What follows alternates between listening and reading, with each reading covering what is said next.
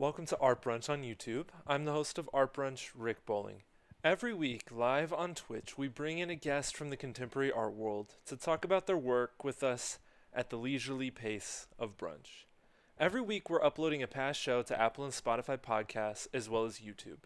Here on YouTube, it will host the art part of the conversation so you can see which slides we are referring to. If you want to hear all of the other segments of the show, check out the podcast. Right now, before we get into the video, please take a moment to like and subscribe so you never miss an episode. That kind of support really helps us out at this phase of building community. Lastly, I gotta plug watching the show with our awesome live community on Twitch. It's what the show was designed for. It's how it's intended to be watched. We appreciate you, though, however you come into contact with the show. All of these links and more are going to be available in the description. Our guest this week is Justin Beachler. His bio reads, Justin Beachler makes paintings and sculptures interested in the subcultural aesthetic developments of counterculture movements specific to psychedelics, conspiracy, and contemporary art. He takes a jokester approach to creating and is super curious how these subcultures have evolved and influenced each other online. He's recently shown at the Nerman Museum of Contemporary Art in Kansas, Level 3 in Chicago, Granite City Art and Design District, and numerous galleries in Kansas City where he spent most of his adult life. He currently resides in Chicago. This show was crazy fun. You'll get to hear some of the weird stuff that we all got into in our youth. Thanks for checking out the show and enjoy. So in this section of the show, we want to really just focus on your work and get into some of the depths of your work. I think a good place to start these conversations is I think I'm curious about your creative upbringings or your experience of creativity as a child and how those things kind of first started to manifest in your life. Sure. So I don't remember a whole lot about like young childhood. But apparently I was insanely hyper. And difficulty learning because I was just kind of all over the board. Instead of medicating me, my parents stuck me in gymnastics. So I was like a competitive gymnast until I was 16. Oh, cool. But I was always interested in like drawing and, coloring, making things. I had a lot of support from my family.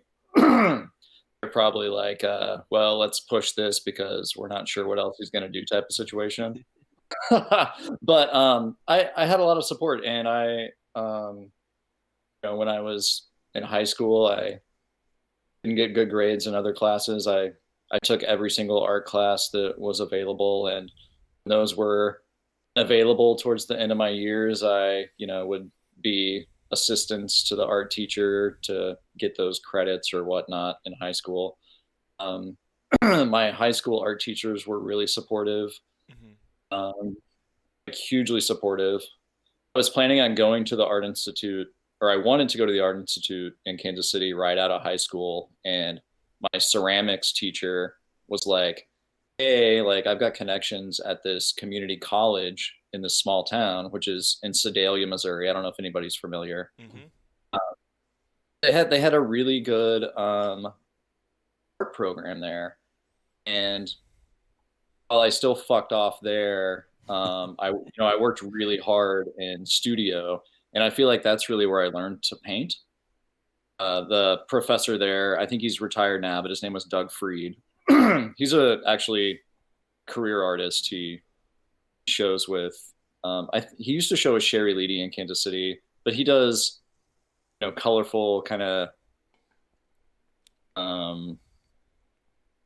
landscapes. Okay. And then, but I feel like that's where I really learned to paint because they basically like gave us what the tools we needed and then really encouraged us to just experiment with everything.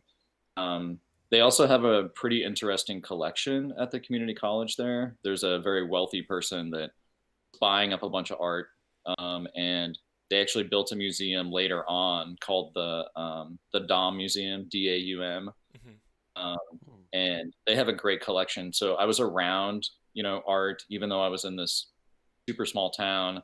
There was really nothing else to do except for party and make art. I met a lot of really good people there, um, and yeah, we did all sorts of crazy things. I was just painting all of the time, and in fact, the Dom Museum still has one of my favorite Frankenthaler paintings Hmm. that I've seen. So they've got some cool stuff. So I was able to see where they would take us to Kansas City, take us to all the gallery openings, just things that they really introduced me to what was happening in the Midwest art scene, and I feel like that's really kind of where I have my like grounding of you know art practice today. It was a really good experience. Yeah. Yeah, it sounds like you said really grounding. It sounds like they were very supportive of like growing that interest in you and providing that environmental space, and that's something that I think is really key in all of our developments is finding those environments that really support us. So Sedalia is like 45 minutes out of Kansas City, something like that, or is it further? Um, it's about 45 minutes to an hour. It's Okay. just past Warrensburg. It's like 20 minutes past Warrensburg. Hmm. If you're like headed from Kansas City to Columbia, Missouri. Hmm. Uh, I had access to Columbia too, so I was able to kind of, I saw Oh, that great makes concerts sense. Yeah. in Columbia. We would go see shows there at the university. Go to Kansas City when we could. It was just like it was a nice location. It was super cheap to live there. Hmm. I washed dishes at a like the whitest Mexican restaurant ever. I'm talking like cheese sauce like on Yeah. everything. Wow. But it was a great experience. I met a ton of weirdos. Um, the theater department at the community college. They threw really cool parties. I met a lot of really amazing creative people there Hmm. that kind of dispersed out and did cool things on their own as adults. But one of the things too at the community college, the in the library, they had a really good collection of art magazines.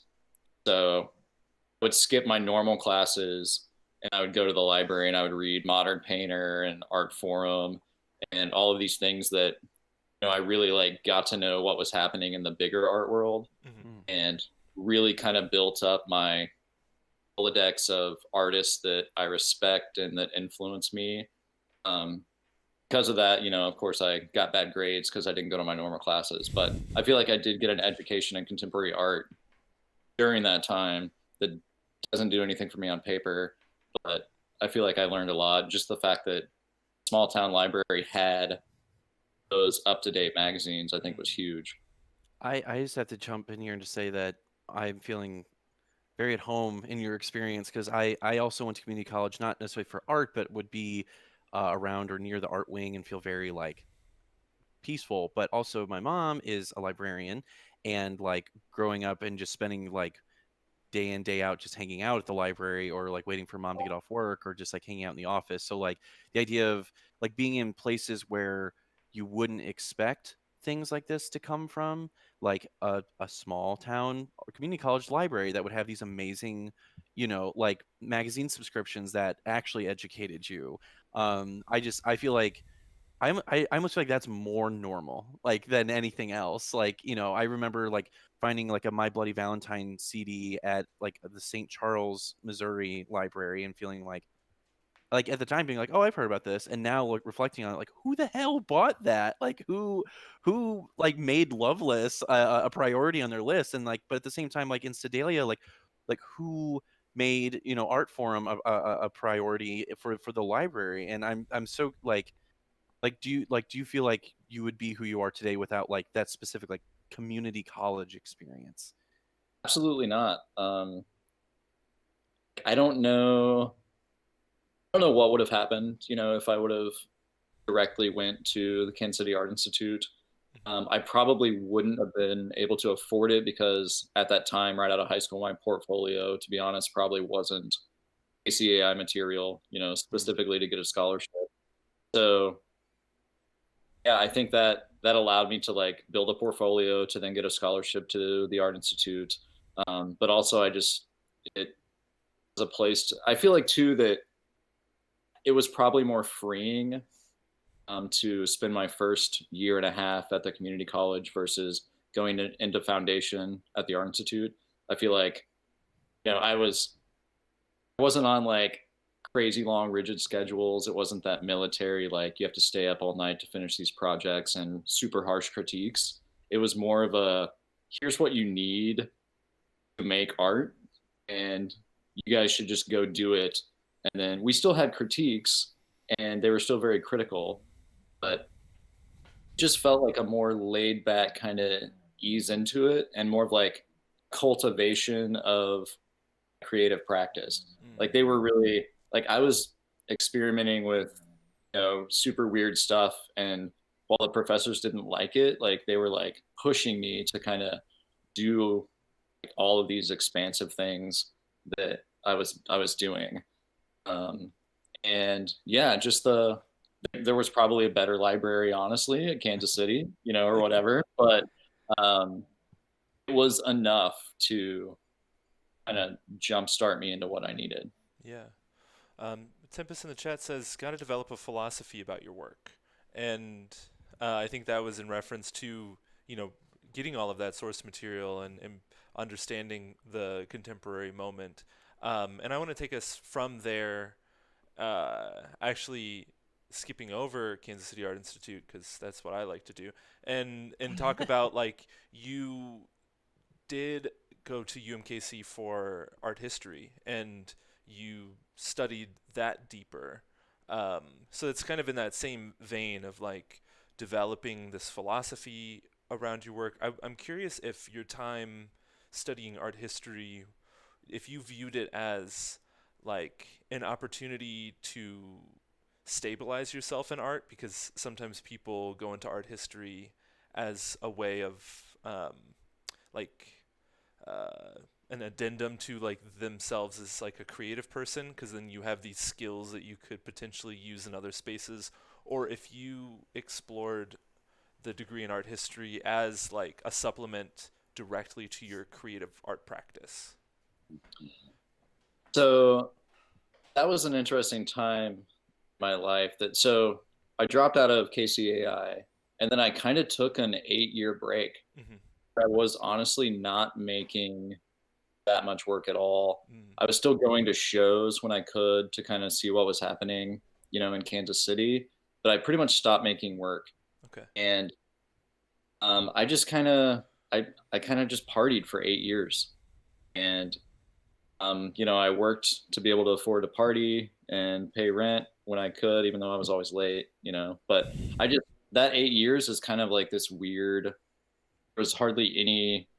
There was art appreciation on my end. I was still reading magazines. I'd still go to the library all the time on my own time, but I wasn't making anything. So when I decided to stop drinking, of course, I had to switch careers, and because I was a wine salesman, that was a super scary time. So I was like, well, maybe now's the time to go back to school and finish my degree. Mm-hmm. And because I wasn't making a lot then, but I was reading a lot and looking at a lot of work, it felt art history degree felt like more relevant at that time. Mm. And when I got back into the art history program at UMKC, I immediately started making work again. Okay. But I think that kind of academic art history background that I got from that, it's really funny because when I was at the Art Institute, I hated the art history classes. Mm-hmm. I just like, I'm like, I was young and I was like, why are we, I don't want to learn about this. Like, I understand now that you need that foundation of understanding because that's how art works. Like it's all, especially like academic, all like referencing everything that's happened in the past. But when I was younger, I was like, oh God, I don't want to learn about this. I want to learn about what's happening now. Sorry, my dog is snoring like crazy. I don't know if you can hear it. But anyway, so it wasn't necessarily a calculated decision to get my art history degree. Uh-huh. And I thought that I kind of found a loophole because I felt like I was way far behind in my career because I took an 8-year break. All my other friends are already in grad school or have graduated grad school and are not teaching. I'm still trying to get my undergrad. So I thought, well, I'm interested in art. I'm not making work right now. So why don't I finish my undergrad in art history? And then the plan was, oh, then I'll go get my MFA, get back into studio, and then then I'll teach.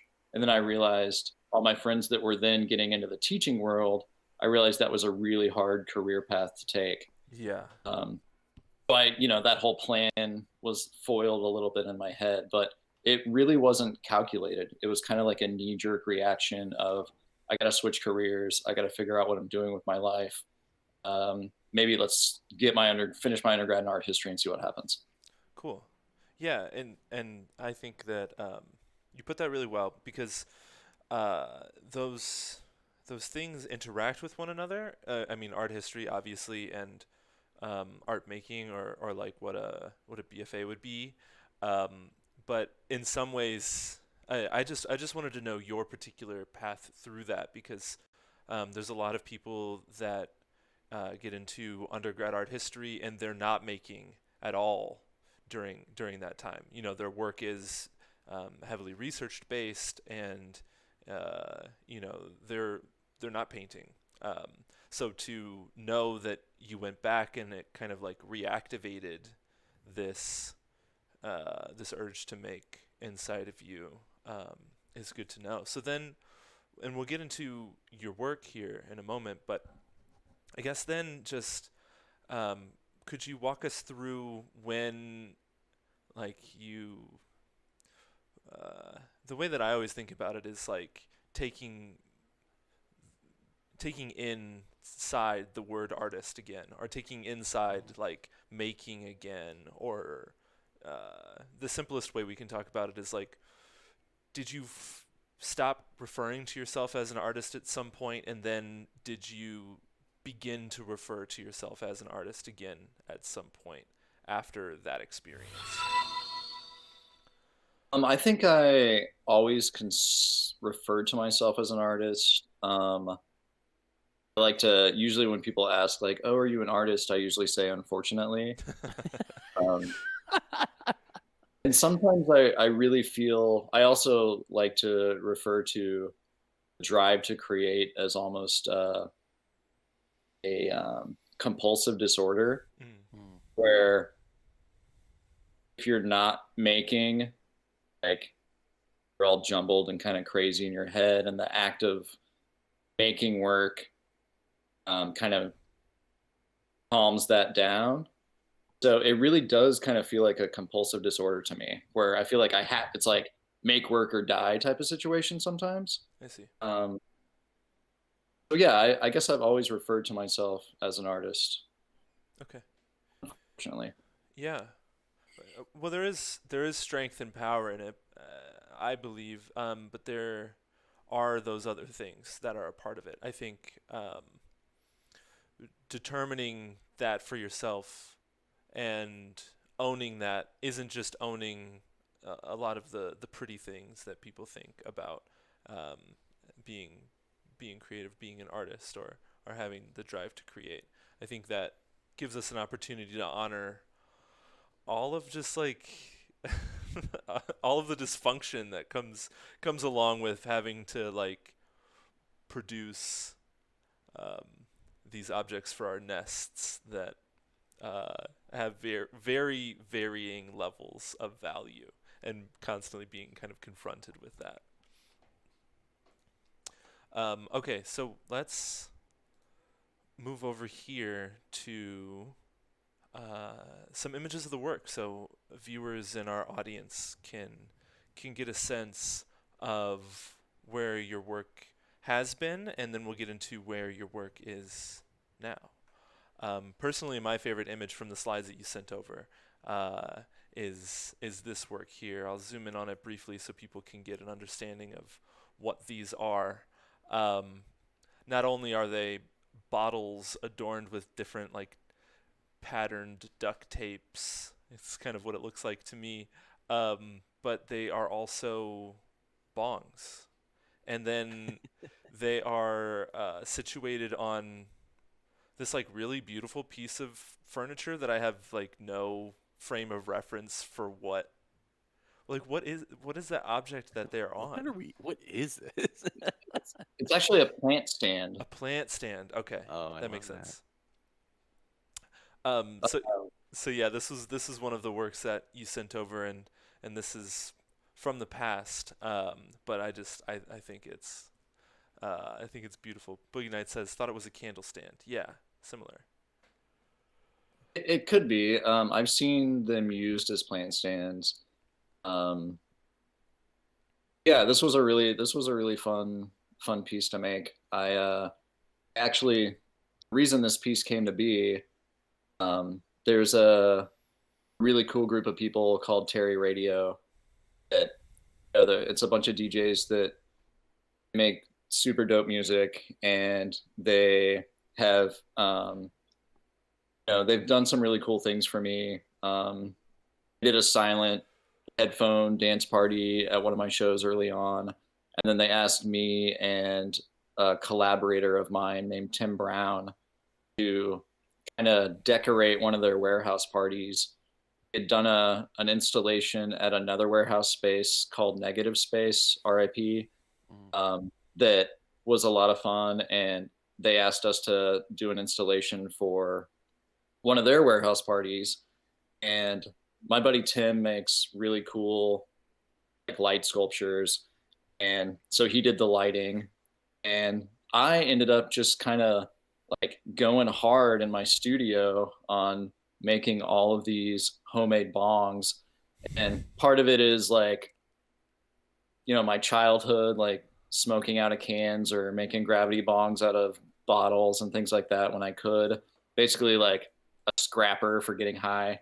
But I was like, then, when I started getting really into the internet and all of the different things that were happening, there was a whole kind of subculture of YouTube videos that most of them are like craft, like, here, let's make this home craft project. But then I started to find like there were the crafters that were making kind of objects to smoke weed out of. And I started finding all of these insane videos of people making these ridiculously elaborate bongs out of just stuff they have around the house. I found them really beautiful. And the fact that, they weren't objects, but seeing them in my eyes, I was like, these are amazing sculptures that these people are making. And while I would love to, show theirs as work, I don't know these people and I'm not going to reach out to them. I went really hard. I started just collecting stuff that I thought would look good together, patterns, things like that. And I just started making these trash bongs, and I made so many of them. And then, we dispersed them throughout this party, and, it was so much fun. And then I ended up getting, a show later, which is what this image is from, at Haw Contemporary. My peers told me that I finally needed to get back and have a commercial gallery show on my CV, because I've been showing at all these artist spaces and doing all these like, kind of what I consider like slacker art projects that were just a lot of fun.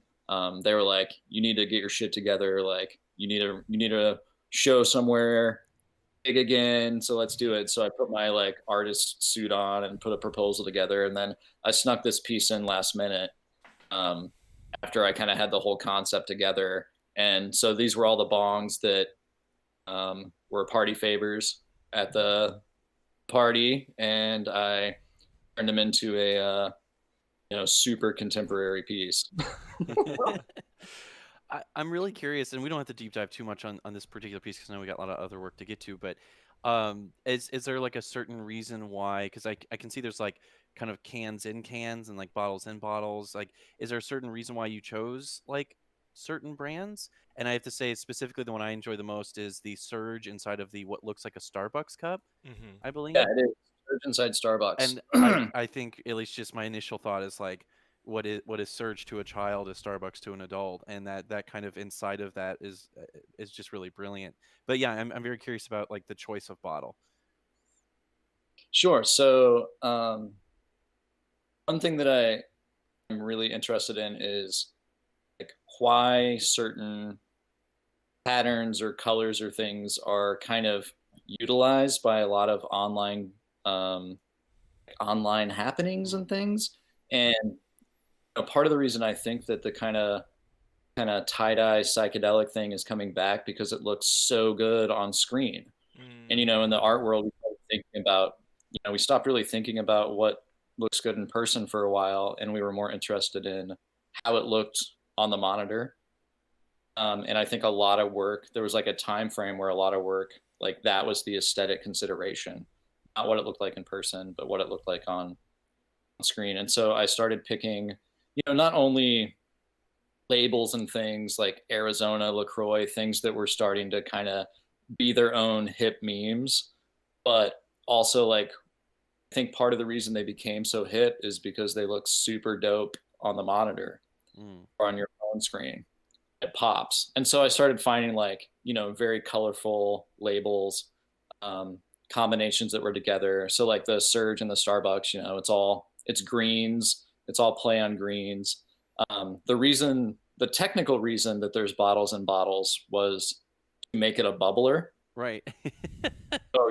So you can make you can imitate like a fancy blown glass bubbler by poking holes in the bottom of bottles, sticking those inside bottles, where the oxygen flows into the first one and kind of bubbles out into the bigger vessel.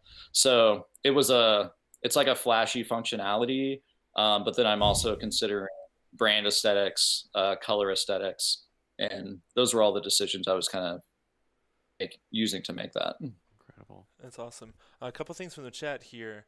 Um, Boogie Night says, "I want to see 100 of these in the Catholic Church." Uh, Timpus says, "Where the hell is Tim?" Also, Scum Rigs is the name of this piece, which is a Ooh. sick name. And then Easy Maestro says, "Now this is my speed."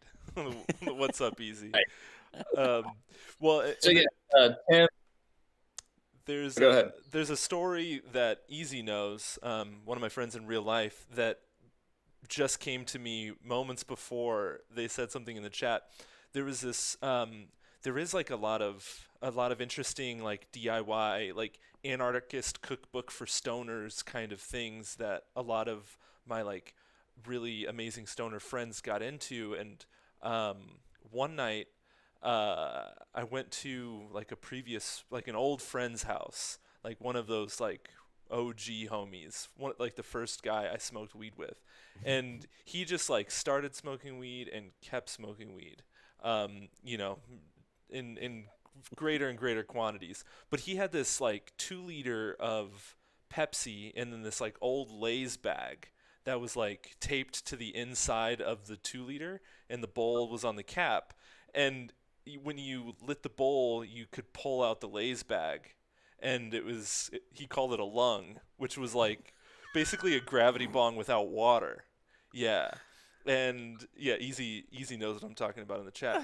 But like first of all, like I gained a lot of respect for him that night, that Mm. was the method that he was using, cuz let me tell you, it worked.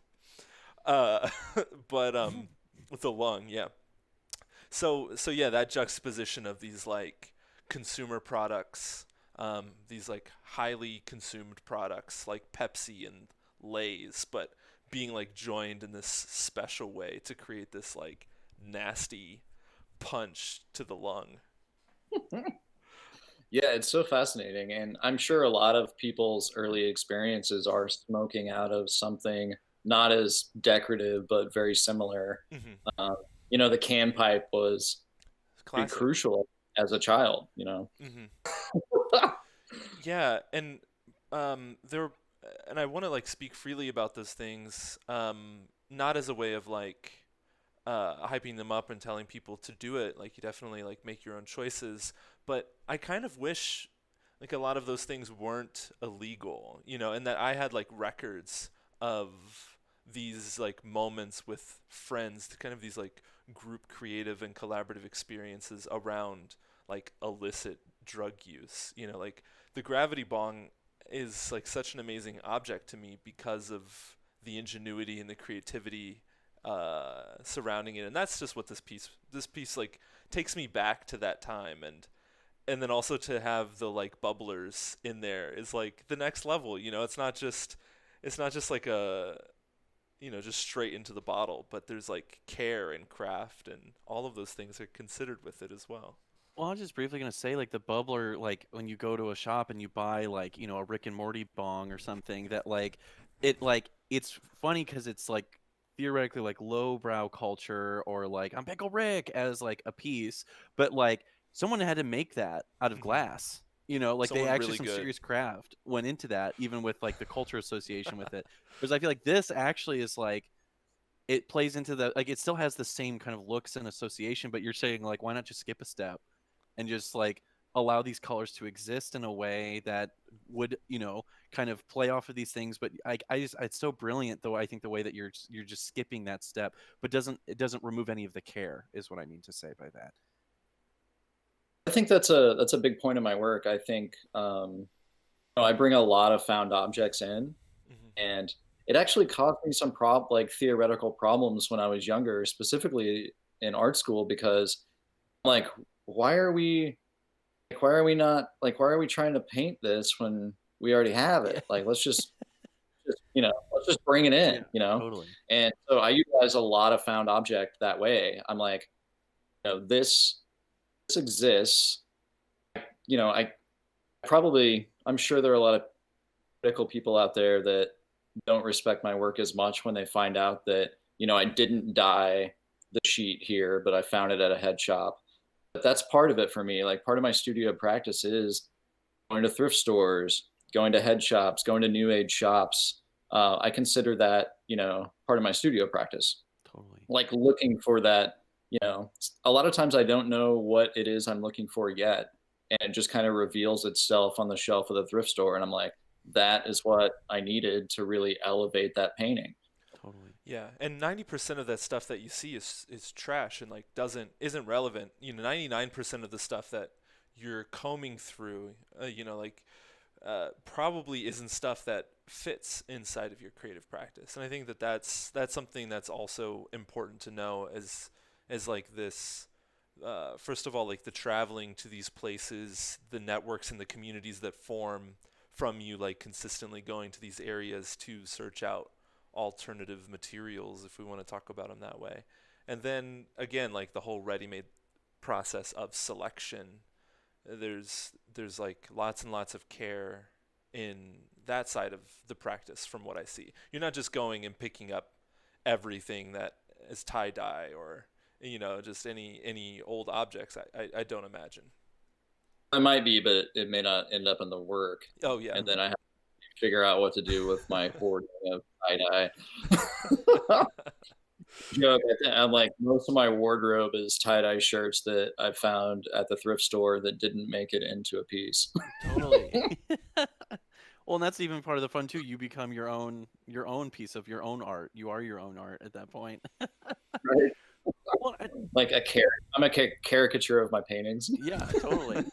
Well, and like I mean specifically like this piece here, like I was like thinking about how you're saying like, okay, well I didn't like hand dye this myself. I found this at a head shop. Like I feel like I think about like everyone talks about how like you need like limitations on your creative practice. Like you need to set like kind of goalposts around what you intend to do, because then that's where the magic happens, is what they were able to do within those limitations. And like when, if you were to say like, yeah, I hand dyed this, I added all these things, and then I hung it up behind this thing, and then it's the whole wall. Like I almost feel like that's like too much for a viewer to even understand at some point. Like I at least personally, and I feel like as someone who's very much just into this art in general, but I feel like it almost makes more sense to me that this is a found object piece of work, and that like it actually says a lot more to me as a found object. So I'm curious, like in those conversations you have had with me, fellow creatives, or maybe even professors, like kind of that haggle or that like argument of like I like where do you get joy from it being a found object versus like I went out and hand dyed it? Like what draws you to that? I do. I mean, a lot of my influences are, you know, derivative of, I mean, I feel like you have to talk about Duchamp, For sure. the found object, and just the lineage of that idea, and then, how that evolved into appropriation, and how I love appropriation art. And just when I started learning about conceptual art when I was younger, it kind of blew my mind. And I think you touched on something that brought up this idea to me. It's like, as an artist, I think you also have to understand your limitations. And there are going to be a lot of things that you're just not good at. Yeah. And, I saw a really good meme that hit super close to home. It's like, all of those that couldn't draw in art school are conceptual artists now. And I think that's very true in my state. I was never good at, making realist work. And it feels silly to try to cram, that peg in the wrong hole. Like, why am I going to be a landscape painter? Yeah. When, you're not good at it. So I think it's part of it is understanding like, what you are good at. And I think one thing that I am good at is basically like I was part of the Charlotte Street studio residency program in Kansas City, which is a really cool program. You get a studio for a year. It's amazing. But they do open studios where the public can come in. And I just remember somebody was really having a hard time understanding what I was doing. And my explanation to them, like outside of the art world, I was like, when you're stacking books on your coffee table, like, do you make a point like which book is visible on top? Are you conscious about the book that's more visible to people? Are you stacking them in color combinations that you think look good in the environment? And that's really sometimes all I'm doing. I'm just arranging things in aesthetically pleasing arrangements that fits within the space that the work is in. And I think that, in that sense, I always say too, like, I'm basically an abstract, like traditional formalist. It's what I'm doing at the base level. I love that so much. Yeah. I just feel like that example like cuts through so easily, because I mean, like the assembling, the curatorial aspect of life, like why I want my shirts in a certain order, just even in your closet, like a very functional way, but like there is an aesthetic piece of that. And I think like a big mission of this show, and I think just of, I would say like mine's here, of like accessibility, and to kind of like, yes, you're not, Thomas Kincaid or something, because God, why would you want to be? But at the same time, like, I think that like a lot of conceptual art like this can, like, when you are a formalist, when you have these things, are actually incredible avenues for people to enter and be like, oh, I can and it is the whole like, I can do this, and so like, but you didn't, but it's like, but you did too. You did, because you have, more accurately, you know what I mean? And I think that's a beautiful example to use. Yeah. A couple of things from chat here. So Tempest says, this was a little bit earlier, but I do want to read it. A failure of the age of Aquarius, a response to the conservatism of our time, especially millennials, like the 1960s never happened. I'm not sure if that comes from something in your work, but wanted to bring that up. And then also Tempest says, Head Shop was a great piece. And I don't know if we have that slide. If you have my site up, I do have on a drop down menu. It's #headshop. Okay. Yeah. Hold on. Also, hello Tempest. Shout out to Tempest. Yeah, one of my biggest fans. Oh, very good. Love to have that. So yeah, #Headshop. This was a project with my collaborator Tim Brown and another artist named Dean Roper. He's a ceramic artist, makes really cool stuff too. but basically, um, we were all Charlotte Street residents at the same time, and we basically recreated a head shop in a space for a big Charlotte Street opening, and it was so much fun to make. Basically, like, all the memories you had of going into head shops throughout your life, we just kind of like tried to throw all of that in together with a little bit of humor. Dean made all of the ceramic bongs. All came together like really well. We had a lot of fun. Um, Tim like dressed up in this ridiculous outfit. He had a white wig and like played guitar. We just played old live Dead tapes in there and like we just blew people out with incense. Yeah. It was a really good time. Just this environmental installation.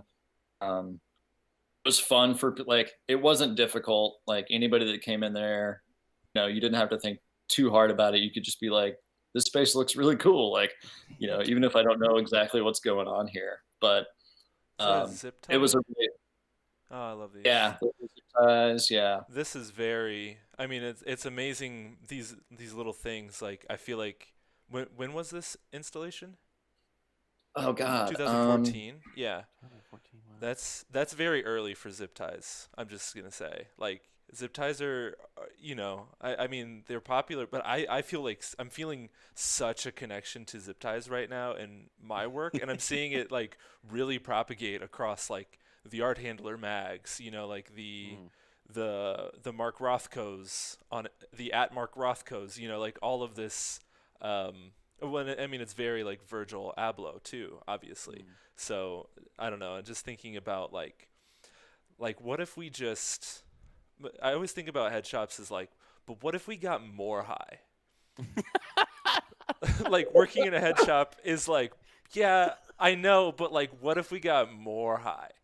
And then I feel like that's a really good explanation for what this was. Like, how can we make this even higher? Totally. And and you guys are super successful with that, clearly. Because, like, yeah, I mean, you walk into a head shop and you feel like you're on another planet if it's a good one, yeah, and it's like if you can take that to the next level, like that's super incredible. because I just think I don't know. I'm feeling like nostalgia for this installation, and I wasn't even a part of it. I'm thinking like, wow, this was probably like a super fun time in your life, like making this with the homies, and just kind of asking that question, like, oh, I found this lid, like this screw cap lid, like, bro, where'd you even get that? I don't even know, man. Like I have this nostalgia for like what these conversations were, and I wasn't there. Again, I don't know if you noticed, but those are all roach clips Oh my god. hanging with the tapes and the lid. Oh, So sick. those are just like ridiculously Oh, they're all absurd okay. decorative roach. Hell yeah.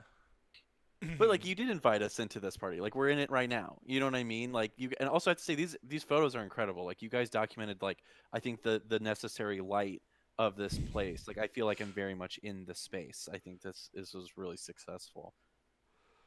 Anytime I collaborate with Tim, he usually does all the photos. It's I beat myself up sometimes, but I just I that's one thing I never really learned how to do technically. Hmm. I skipped that part of art school, I guess, where you learn how to like take good pictures. So I've always traded for people to document my shows, or just found ways to get it done. But Tim does a really good job. Amazing. Yeah. Transition into work. Excuse me. But yeah, so I think yeah, the photos are good. I mean, again, it's that screen worthiness that you were talking about of like making work for the photograph, making work like for the documentation, but then also being able to thread that needle and making work that functions in reality super well, but also is photographable and is shareable on Instagram. I just wanted to quickly mention we've kind of explored the head shop space and Rick's kinship to that. I'd like to just say very briefly that I feel a great kinship to kind of like the DIY space, mentality, a bit of this, of like kind of changing a room for a day to a whole new space. And there's been a lot of kind of like less so like I guess DIY concert like in the rock or traditional like band setting, but more like the DJ electronic world, that there's really a lot of, I think, overlap in creative space where DIY galleries can become kind of like rave spaces or kind of club environments. And I think stuff like that is really important, especially meeting it at not just the like high end like 3D art world, but like very much in the like DIY kind of you know trash bong, or whatever you want to say, like that club environment too. I feel a great kinship to through your art, and that I think it's kind of interesting that it's meeting two kind of different spaces that are kind of all kind of revel around the same world, but are at different places. I think in like a person's life, even at some point. Right on. So just had to make sure to give the club environment and Terry Radio a good shout out with that one, because I feel a great kinship to that sense of time in my life, I which always I hope build it will with the continue. sure. Yeah, so Nico, welcome. Good to see you here. Thanks for stopping by. We have some images that you sent over of your more recent work, and my screen is all messed up, so let me just... Nope, never mind. I'm just going to keep making it worse. I thought I could do it quickly, but I can't. So thank you all for bearing with me here just for a second. Oh, we're vibing. We're good. What I need to do is this. Yeah. There we go. So we have these paintings here that you shared with us, and before we get into it, the thing that immediately jumped out at me are those like reflective metallic sheets that look like they're laid over the canvas work, and they reminded me immediately of like joss papers or like prayer papers, and that was just one of the things that jumped out to me. So, Not Justin, familiar. okay, yeah. So Josh paper or Joss, Joss, they are, I think they're Buddhist, Chinese ancestral worship, ghost or spirit money paper crafts that are used to like burn. Here, like I can pull them up. Yeah. So here we have some, like this is like a classic Oh, Joss paper kind of vibe there. I've never seen this before. They're really pretty, and they're like little metallic kind of like reflective bits. So when I saw these, I immediately started to think of Joss papers and like these prayers, and those papers are used to like burn for prayer requests, and then like having that attached to these like smoky tie dyes and these like hookah hoses or these like bong hoses, of thinking about like smoke as prayer or like burn, lighting these canvases up. That's really cool. Yeah, I'd never seen this before. That's fascinating. This is actually iridescent acrylic Okay. Oh, so it's painted. on top of the canvas. So they're paintings. This is kind of the last solidified body of work that I've made recently. Most of it kind of happened during the lockdown. I haven't shown them a lot. One in the Nerman Museum, big benefit show that they do every 2 or 3 years. They invite artists to make a piece for this show, and then the piece is auctioned off to make money for the museum. And that was the first show that I showed this in. And then the piece on the left was actually the piece that was in the level 3 gallery show here in Chicago. It was a group show. But that's the only time I've ever shown this work. I've just been kind of cranking them out. And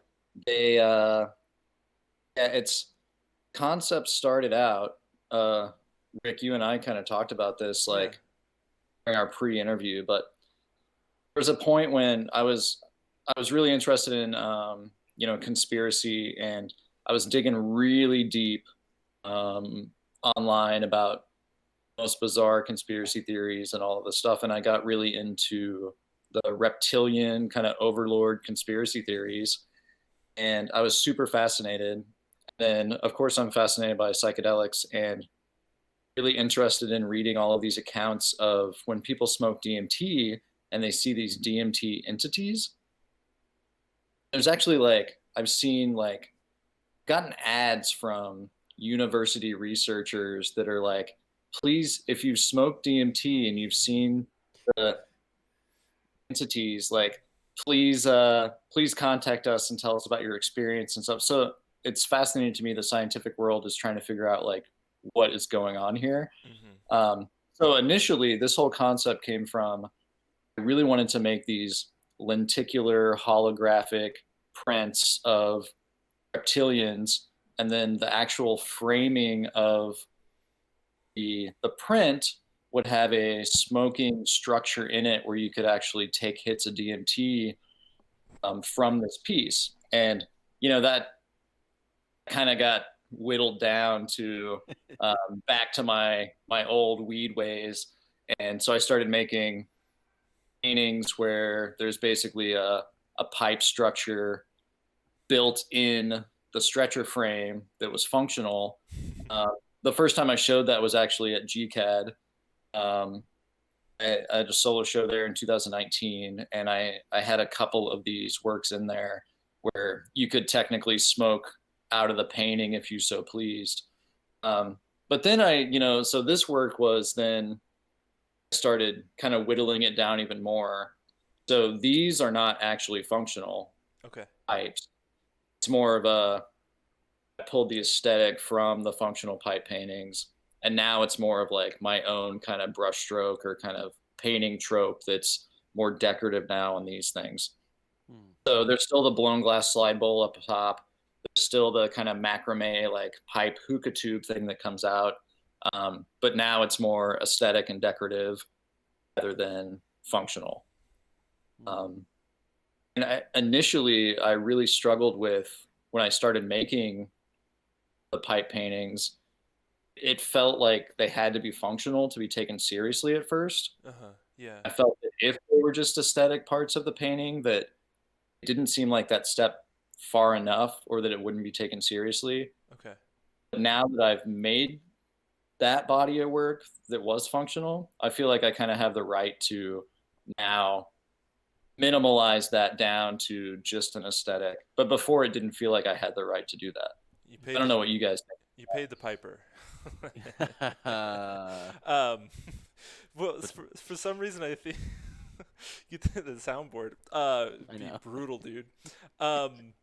The thing, for some reason, the thing that keeps coming to mind, like when I look at these, is the like, do you smoke what, as the response, of like, I don't know. There's all of these times where, like, when I was a kid, and I guess it's been memed that, like, do you smoke cigarettes? And then the stoner kid is like, or do you smoke? And the stoner kid's like, do I smoke what? And that's like an answer in of itself, like a very applicable answer in of itself. And for some reason, I just kind of like keep coming back to that term when I look at these. Is that like the stoner would be like, yeah, but can you smoke out of it? And then like you wanted to be able to say yes, like, yeah, rip it, bro, like, grip it and rip it, like, if you're about it. And I think there is something important about having that as an opportunity of the work. Like, that's very, I get, we get a lot of feedback that's like, we'll take it all the way to its logical end. And the logical end in some ways is definitely like they're functional. But then you had an experience of showing that work as functional and were able to adjust it from the response that you've seen, or kind of like the response in yourself. So I'm in agreement with you that it was important that they were functional at some point, but then removing that functionality opens up another series of questions, and being able to look at these hookah tails, or these, like, I don't know, they're very phallic. It's like a curled pig's penis kind of thing, or like a tail, or ducks have the corkscrew penis. Yeah. Those are the kind of things that come up, and these like hoses, or starting to think about like the aesthetic qualities, not just serving the function anymore. Yeah, and I think too, I didn't include it on my influences, but I can't remember when it was. Within the last 10 years, or I was in New York and I saw this painting show, and it was these really basic kind of abstract paintings that had like broom handles affixed to the painting. Mm. I was like, at first I was like, oh, I hate this. Like, it just, I was like, oh, it's just a broom handle on a painting, like blah blah blah. But then I thought about that show forever. Like, it was something that kept me up, and I'm like, did it, but it was powerful enough that it stuck in my head, and I like thought about it over and over again for something that seemed very simple. And then I started seeing kind of the contemporary art world, and this is something that I do a lot, is I kind of look and see what current trends are. Mm-hmm. And then part of it is kind of like a joke kind of jab, like, oh, I can play this game too type of thing. But part of it too is an academic sense of where I feel like I'm continuing the conversation. And I like to, I say this a lot when talking about painting, and I think contemporary art is really hard for people that aren't in the know and like not looking at what's happening, because there's so many references. And I feel like, writers, they have a bibliography where they can list all of the places that they got these quotes or these ideas from. And as artists, like, it's all visual. So I feel like I'm like, these are basically like, they're my bibliography of what I'm looking at, things that I really like that I'm bringing in. And I feel like I'm having a conversation with these other artists that, in an academic sense, I'm continuing the lineage of this trope that's happening in painting right now that I find interesting, and I'm also trying to play off of that and see where I can take it as well. That, if that makes sense. Definitely. Is there a specific trope that you're referencing in these paintings in particular? I think tie-dye has been kind of around in the contemporary painting world for a while. Mm-hmm. I was seeing a lot of, like, just online back in the, all of these little hip little galleries in New York. Like, so many people were incorporating tie-dye. But then also, like, tie-dye is huge pop culture now too. So I feel like it's pulling stuff from pop culture as well. Yeah. But I think right now there's a big trend of kind of extending off of canvas. Okay. So whether that be like a crazy decorative frame, or, things are starting to get affixed to canvas and it's coming off of it now, like whether that be like, hardware from the hardware store. Mm-hmm. You're seeing more like consideration taken into, like, maybe now you do see the screws or whatever, or there is wood like that is like jutting off of the piece. I feel like we're in this time where now we're accepting outside of a canvas frame again, Mm-hmm. and that we can really make that part of the work both conceptually and aesthetically. Cool. Yeah. Thanks for sharing. Yeah, I would agree.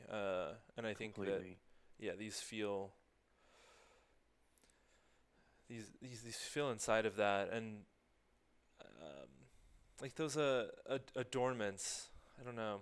I I always have this urge to adorn paintings um, or the canvas. I think that like I find in my own work that I rarely have reason to simply use like a pristine wrapped canvas, that has all of the uh, aesthetics of like history. And that like sometimes it becomes uh,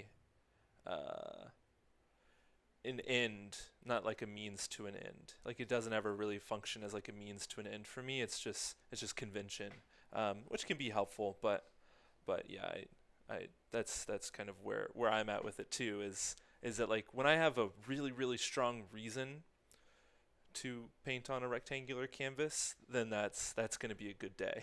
It's going to be a very different and strange day. Well, and um, I think too. Oh, sorry. Go ahead. Go ahead, go Justin. ahead. Yeah, yeah. Well, just kind of finishing up on that, like, people picking out like the aesthetic choices of like the nails, the wood, picking up things from Home Depot. I think there's some people that are doing that and almost getting it down to just that is the piece itself. We talked about Virgil Abloh with like the zip tie. We've seen a lot of like plastic chain and like, like things to where like deeply functional objects are becoming the work itself. And I think that's really neat. And I think that that might at some point be like, oh, that's a very 2000, you could say probably 16 to now, maybe later, whatever. But I think what's really, you're adding so much more, not just in that like, oh, but you're adding your own thing. Is I almost feel like you're sort of doing a found object method towards your own work. Like you Hmm. have the tie dye aspect, you have this be maybe functional, but also not. Like you're kind of, I feel like you're almost picking out of your own, like the brain space of your own vintage shop, your own kind of thing, and like kind of throwing like here's like six different things I am at once in one thing. And oh, by the way, you can also smoke out of it. Maybe. Maybe there is the line where you can and the line where you can't, and then clearly there's ones like there was a looks like a more like braided kind of bigger rope at the bottom versus just like a hose. Like I feel like at some point you're kind of just doing that to yourself now, seemingly at this point. Oh yeah, I definitely am.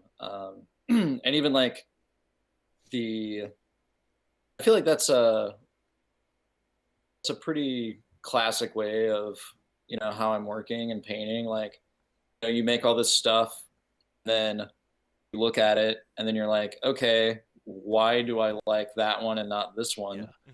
Hmm. Um, so now let's take what I like about that one, and then let's try to recreate that again, and then that just kind of snowballs and evolves into you know new work. I think that it's easy to get stuck. You're like, oh, that worked really well out of those 10 paintings I made. I'm just going to do that 20 more times. And that's what I do now. Right. And I just get bored, with that. So I keep trying to find like what worked about that series. What can I scrap from it is unnecessary. Um, and yeah, so I think that's a very legit statement for what I'm doing. Cool. And then staying power, over the course of your artistic production, then I think that one of the things that's really interesting is like which explorations had staying power. Like which works did you work on for a month or 6 months or a year, or like at times like maybe a series can go on for 10 years, and the relationship between like how deeply they impact you and the staying power of certain objects or methodologies in the work is something that really excites me. uh, I yeah, I can totally see that. It's fascinating what we decide to keep running with and what we don't. Um, and then out of it's super left field fascinating. we have this work, right? Can you talk about your Animal Crossing gallery a little bit? So this was just, I think, a very timely, project that happened during the quarantine lockdown. Um, Animal Crossing, like, I think, got a lot of people through the horrible time of Yeah. being locked down. So many people picked up Animal Crossing. I think it was therapeutic. It was also a way of like bringing an online community together that was different than just chatting back and forth via Instagram and Twitter and all of that stuff. Um, and once again, like I was starting to see trends of galleries that I respect across the US, like starting to realize that there's a lot of people interacting in Animal Crossing. Like maybe we should recreate our gallery in Animal Crossing. Mm-hmm. And I had a show a while ago at a gallery called Subterranean, and the show was recreated like to a T in Second Life by an artist named Kevin Heckert, who was a like runner of the space. And just that idea of like the digital interaction, like how different it is, but at the same time, you know, it's not like it's still a group of people looking at work, but maybe this time you're a, you know, a giant dragon creature with armor on and, you know, or whatever. But I've always liked that idea of, I think I lost you for a second. Am I back? You're back. You're good. Yeah. So anyways, so I was playing around a lot. I was making, in Animal Crossing, you can kind of create your own art or like designs to decorate the ground or whatever. And there's a whole like secondary market of people that are like trading these art and goods that they're making in this imaginary space, which I've always found fascinating. I've never been a big gamer, but just the idea that people are like spending all this time creating stuff in this other world and then trading back and forth, it was really, really like, it seems like a brightness in this weird, you know, quarantine time, especially with this. But so I started playing around and like trying to make paintings of my own in Animal Crossing, and nothing, I wasn't happy with anything I was making. And I've always really liked I like appropriation work. I like making fun of the art world. I like taking jabs at, you know, artists that are famous that I can still respect, but also like make fun of. And I was, you know, thinking, I was like, what artists like work would translate super well to a way that you have to make things in Animal Crossing, because it's all in a grid system. You know, you're limited to pixels and squares. And I was like, oh my God, I'm like, that's basically what Peter Haley does with paint. And I was like, you know, Peter Haley's paintings look super dope on like it fits all of the concepts that I like to think about. Like, does it look good on the monitor? And like, what are the colors like? And I was like, it's got to be Peter Haley paintings. So I just remade a ton of Peter Haley paintings in Animal Crossing. And then I was like, well, I kind of have to have a show now. So I made a flyer, which I think I sent you the flyer image. It's a picture of my partner's sock, like on our couch. And then Oh yeah. Called the show Shredded because there's a character in Animal Crossing that's like a broed out lion and he says shredded all the time. I was like, all right, the show's called Shredded, you know, and it's just recreation of Peter Haley paintings in Animal Crossing. And it was so much fun. You know, nobody came to see it. It was just like something that I ended up making. Nobody, you know, asked to come see the show because you can go to other people's islands and check it out. And so it was just this really timely piece that only worked within that very small quarantine lockdown time. And it was just a lot of fun to make and something different, but also similar to the work I've been creating over the years. That's so fun. And I'm so curious about like I'm new to gaming in that I mean I stopped really playing in like fourth, fifth grade, and then I feel like I'm even more new to the visual art world, having been from music. So like this idea of the art gallery in a video game world, as we have played out here in on the travel agency, artists play video games with Minecraft, which I think slowly but surely will have some sort of gallery-based space created that it's just really it's not just it's not a wink, it's not a gag, like this is real, like this is a space that I think people really need to take seriously. And I think it's really amazing that Animal Crossing has also been added to that world of games where you can be something, you can create a whole new world, you know, not just literally but like specifically in the arts and creative spaces like that that that this will be an element of that going forward. Yeah, I think so. Man. It has been great. for a while. World of Warcraft, people were making stuff in World of Wow. Warcraft like back in the day. Second Life has been such a bizarre, like, and it's actually a second life. Like, people are living, like, there's an economy, there's like a whole thing going on there that's just super fascinating. And if that sparks the creativity in people, and like that's the place that they find their safe space to like make super dope shit, like I think it's awesome. Absolutely. I've been seeing a lot of really good interviews in VR chat. There's like a whole genre of like VR chat. There's this guy who does these interviews with people who want to be anonymous and talk about like, you know, I think one that I remember was just this guy who um, drove some of his friends to this house, and his friends ended up like going in this house, and it was a drug deal gone wrong, and they murdered the drug dealer and got back into this guy's car, and he didn't know what was going on. He didn't know that they were going to do that, and then he like drove away. Um, and was charged with like with second degree murder because he was the like getaway driver, right? And nobody took the rap. So he was in VR chat talking about that experience and talking about like what it felt like this whole time while he's like this giant turtle or something. You know? It's like John. I don't know if you saw that, like John Raffman, the Kool-Aid Man in Second Life. Like, it's No. like, yeah, it's so wild to think of, the serious story, and then it's a giant turtle telling it to you. Like, just breaks the ice, but also it's like, what is happening right now?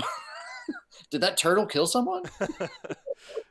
Yeah, the visuals are so highly opposed. But like what it does for people, it's so much better than the like classic Dateline like darkened face, like the way they used to like keep people anonymous on television.